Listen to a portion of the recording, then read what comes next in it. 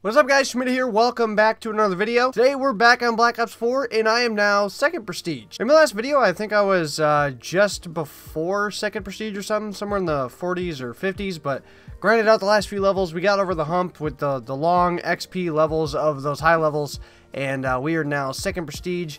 It says we're level 4 on here, even though right here it says level 5. It won't let me create a class.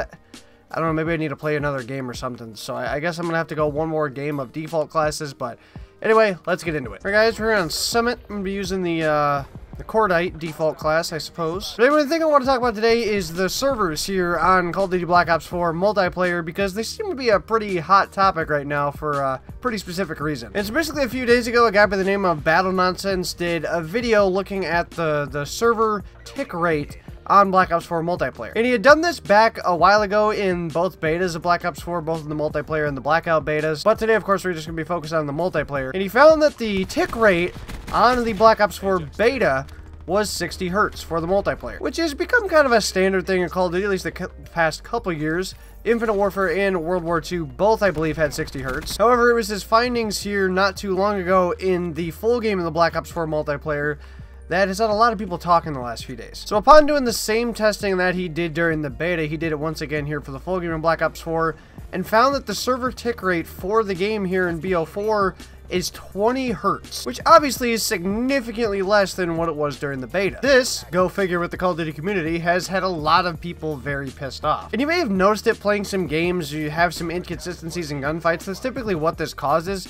I'm no expert with the Hertz or any of this stuff with the servers, but it seems as though that the Hertz with the servers is how many times per second that it refreshes. So how many times a second that the server refreshes back to the server, which just makes for an overall more consistent playing experience in an online multiplayer. Basically, a lower number makes for a more inconsistent experience and connection in multiplayer games. And over the last few days, people in the community have been pissed at Activision, calling them fraudulent and scumbags and just horrible people for doing this to us, and just feel like they did it in a very secretive way and tried to do this on purpose. And in today's video, I want to represent the other side, the I'm not going to get pissed for views side, and show you why people are going way overboard with this. Now, obviously, I don't prefer 20 Hertz servers. No one should. And had this just been done and absolutely nothing had been said about it, yeah, it would have been very upsetting. But it was Turek's explanation that not only made sense of this, but made me glad that they did this in the first place. So after Battle Nonsense tested this and the community once again overreacted about it, Treyarch almost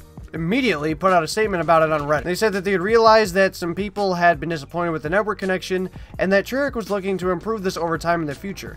And the reason for making it 20 Hertz servers in the first place was to make for a better connection straight out of the gate at launch, so we didn't have a repeat of COD World War II, to where we couldn't even play the game for the first 2-3 weeks, almost a month, because this game was going to be big. Everybody knew that. We knew that. Treyarch and Activision knew that.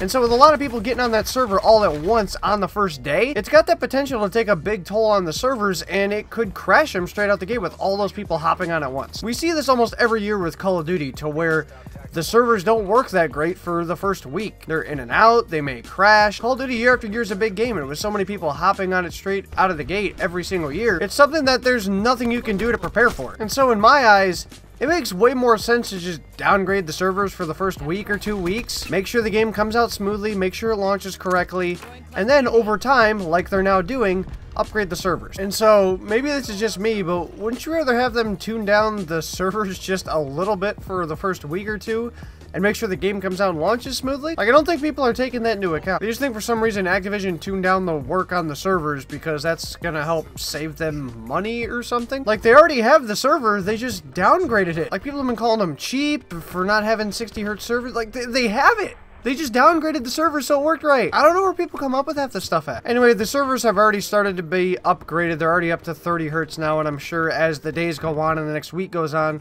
we should be up to 60 Hertz here relatively soon, which will make for less inconsistent gunfights, less bullets going around corners, all that kind of stuff. I mean, like I said, I'd rather have some inconsistent gunfights here or there than not be able to play the game at all. Believe me, I'm not happy that we have to turn down server rates, but if it's for the betterment of the game to start out, then by all means, do what you gotta do. It's well within their right. Like, COD fans just act so entitled, man. Like, we were never promised 60 Hertz servers.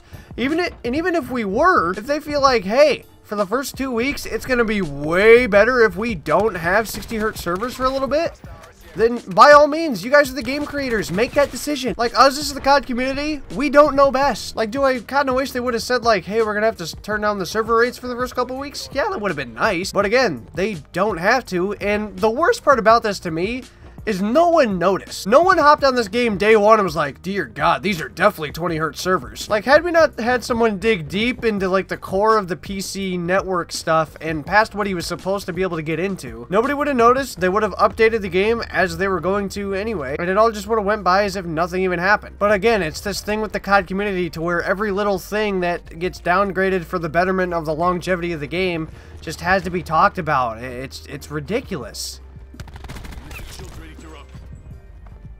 I just got launched back like 50 feet just by touching that guy's tip. What? It's just annoying, and like, they don't have to tell us this stuff. Like, it's not within their right to have to tell us this stuff. This is behind the scenes game creation. This is networking stuff. This is stuff that is not within our rights to have to know. Like, we're here to buy and play the game. So unless the game is totally not working, which has not been the case at all with Black Ops 4, then the way I see it is, who cares? Like I said, anything that they feel as game creators is gonna make the longevity of the game better, or at least the start of the game better at first, then by all means, do what you gotta do. Anyway, that's gonna do it for today's video, guys. So let me know down below your thoughts on the servers in Black Ops 4 being 20 hertz. Like I said, I don't think it's that big of a deal, especially since it looks like we've avoided a repeat of what happened last year with COD World War II.